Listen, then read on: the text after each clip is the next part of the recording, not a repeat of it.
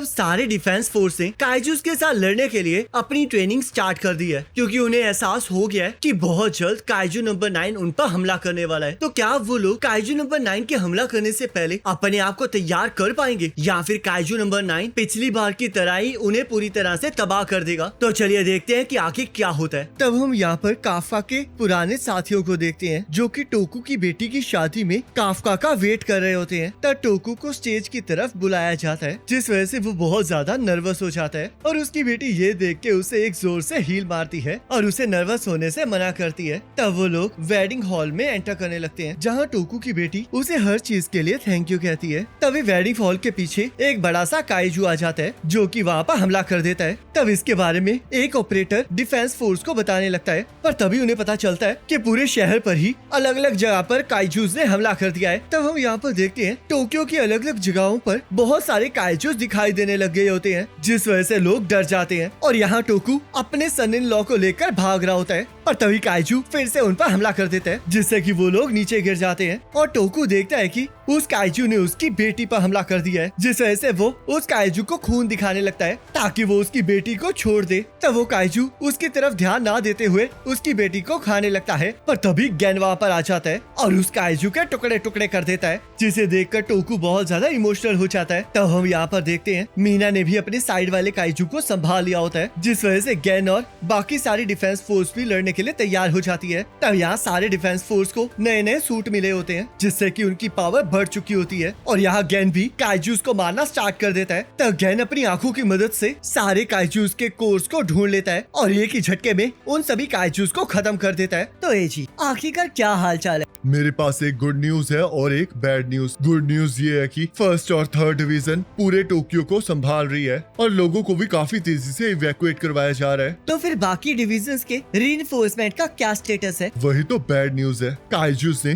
पूरी कंट्री पर हमला कर दिया है, जिस वजह से सारी डिविजन्स अपनी अपनी जगह पर सारे काइजूस को संभालने लगी हुई है, जिस वजह से वो हमारे पास रीइंफोर्समेंट नहीं भेज सकते। हमें चारों तरफ से काइजूस के दिखने की रिपोर्ट मिल रही है और शायद और भी काइजूस आ रहे हैं। काइजूस ह्यूमंस की सारी इंपॉर्टेंट फैसिलिटीज पर हमला कर रहे हैं और ये एक ऐसी चीज है जो हमने आज तक कभी नहीं देखी। तो फिर इसका एक ही मतलब है कि ये सब कुछ काइजू नंबर 9 का किया धरा है। हमने इतने सारे काइजूस आज से पहले कभी नहीं देखे, तो इसलिए हम रीइंफोर्समेंट पर निर्भर नहीं रह सकते। तो आखिरकार हमें क्या करना चाहिए? हमें इन्हें अब खुद ही मारना पड़ेगा और हम इतने टाइम से इसी चीज की तो प्रैक्टिस कर रहे थे। तो चलो फिर एजी, अब उसकी बारी आ चुकी है। तब हम यहाँ पर जापान डिफेंस फोर्स का बेस देखते हैं, जहाँ पर किकोरू ने नंबर 4 वेपन पहन लिया होता है। इसे हिकारी के बाद किसी ने नहीं पहना है। देखो इसाओ, ऐसा लग रहा है जैसे कि हिकारी सच में वापस आ चुकी है। तब यहाँ किकोरू को एक कॉकपिट में बिठा दिया जाता है। नंबर 4 वेपन, ये मेरी माँ का वेपन था और चाहे इस टाइम मैं अपनी माँ की जगह नहीं ले सकती, पर मैं इस चीज का प्रॉमिस करती हूँ कि मैं इस सूट को अच्छे से यूज करूंगी। तब किकोरू को एक रॉकेट के अंदर बिठा के काइजूस की तरफ लॉन्च कर दिया जाता है और रॉकेट से निकलते ही किकोरू उड़ते हुए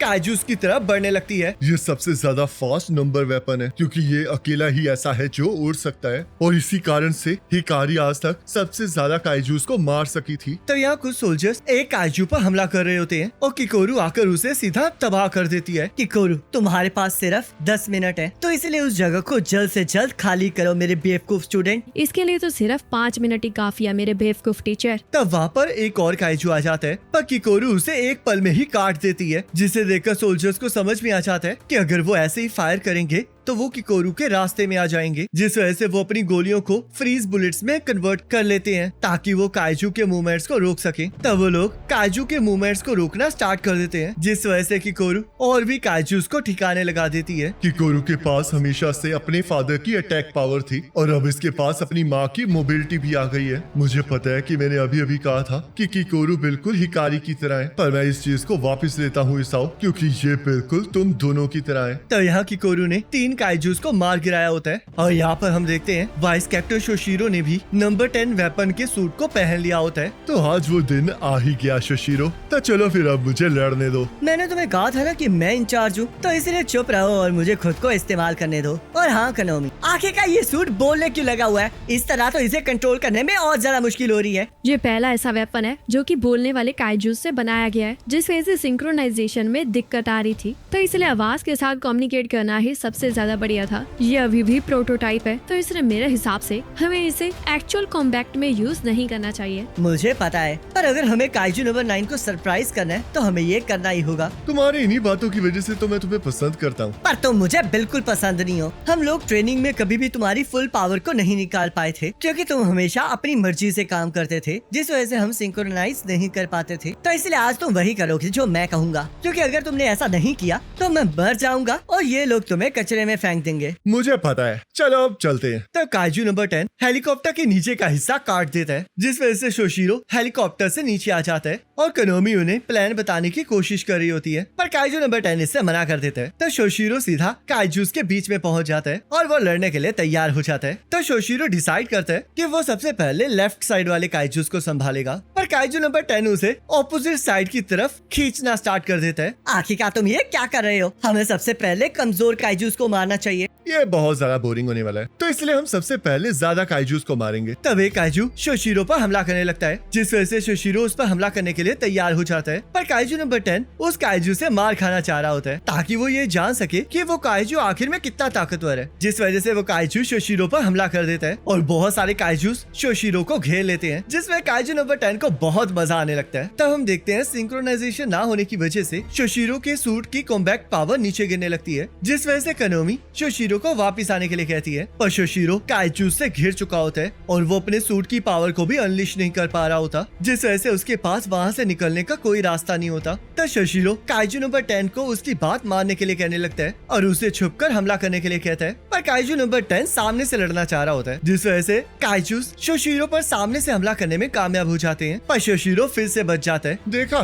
तो मेरी वजह से बच गए हो। अपनी बकवास बंद करो। अगर तुमने मेरी बात सुनी होती तो हम इस पंगे में पड़ते ही नहीं। वैसे मेरी गलती है कि मैंने ये सोच लिया कि तुम मेरी बात मानोगे। आखिरकार क्यों मैं ऐसे जिद्दी लोगों के बीच में फंस जाता हूँ। नंबर 10, तुम्हारे ऑर्डर्स ना मानना एक वेपन के तौर पर बहुत बड़ा फ्लॉ है, जिसका मतलब अगर तुम ऐसे ही करते रहे तो तुम पक्का कचरे में जाओगे। पर मैं आज यहाँ पर नहीं मरना चाहता, तो इसलिए मैं तुम्हारा साथ दूंगा। मैं यही सुनना चाहता था। तो शोशिरो और काइजू नंबर 10 के बीच सिंक्रोनाइजेशन होना स्टार्ट हो जाता है, जिस वजह से शोशिरो के सूट की कॉम्बैक्ट पावर बढ़ने लगती है और वो मिलकर उन सभी काइजूस को मारना स्टार्ट कर देते हैं। तब काइजू नंबर 10 शोशिरो को उसे पूरा कंट्रोल देने के लिए कहता है, ताकि वो उसके सामने वाले काइजू को मार सके, पर शोशिरो ने उसे पहले ही मार दिया होता है। तो लेट हो काइजू नंबर 10, याद है ना मैंने क्या कहा था कि मेरे साथ रहना, चाहे तुम मर भी जाओ। ये तुम क्या बकवास कर रहे हो? ये मैंने कहा था। चलो अब रनवे को क्लियर किया जाए। तब हम देखते हैं शोशिरो के सूट की कॉम्बैक्ट पावर 67% पहुंच गई होती है और शोशिरो और काइजू नंबर 10 मिलके काइजूस को मारना स्टार्ट कर देते हैं। तब शोशिरो लड़ते टाइम काइजू नंबर 10 को गलतियां गिना रहा होता है, जिससे कि कोनोमी को लगता है कि काइजू नंबर 10 और शोशिरो की सिंक्रोनाइजेशन डिस्टर्ब हो जाएगी, पर सब कुछ ऑपोजिट हो रहा होता है, क्योंकि शोशिरो की कॉम्बैक्ट पावर 70% पहुंच गई होती है, जिसका रीजन कोनोमी को समझ नहीं आ रहा होता। तो शोशिरो और काइजू नंबर 10 फिर से बहस करना स्टार्ट कर देते हैं और सूट की कॉम्बैक्ट पावर को बढ़ाते हुए काइजूस को मारते हुए सीधा काइजू के बॉस तक पहुंच जाते हैं। तब शोशिरो अपनी टेक्निक को यूज करने लगता है, जिससे काइजू नंबर 10 को एहसास हो जाता है कि ये वही टेक्निक है जिसकी मदद से शोशिरो ने उसे मारा था। आखिरकार ये क्या हो रहा है? मुझे ऐसा महसूस हो रहा है जैसे कि मेरी मसल्स फट जाएंगी।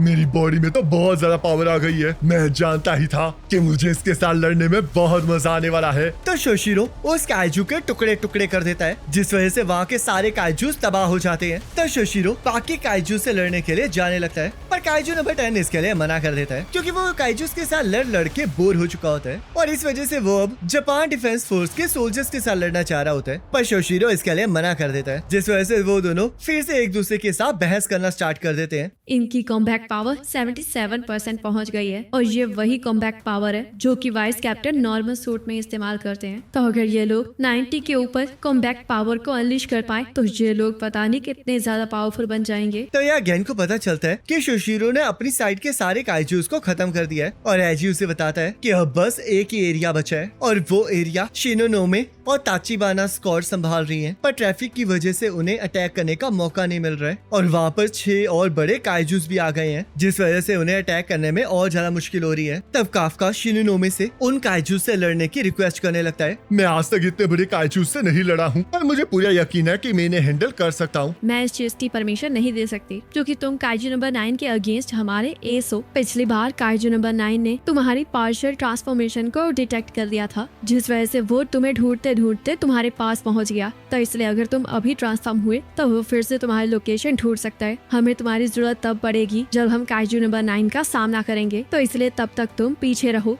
तब हम देखते हैं एक बड़ा सा काइजू शहर पर हमला कर देता है, जिस वजह से काफका को समझ नहीं आ रहा होता कि आखिरकार अब वो लोग उसे कैसे संभालेंगे। और तभी वहाँ पर मीना उन्हें कांटेक्ट करती है और उन्हें बताती है कि वो अकेले ही इन सभी काइजूस को संभाल लेगी। और गाइस, इसी के साथ ये एपिसोड खत्म हो जाता है। अब नेक्स्ट एपिसोड का लिंक आपके स्क्रीन पर आ रहा होगा, उस पर क्लिक करके अगले एपिसोड को देख सकते हो।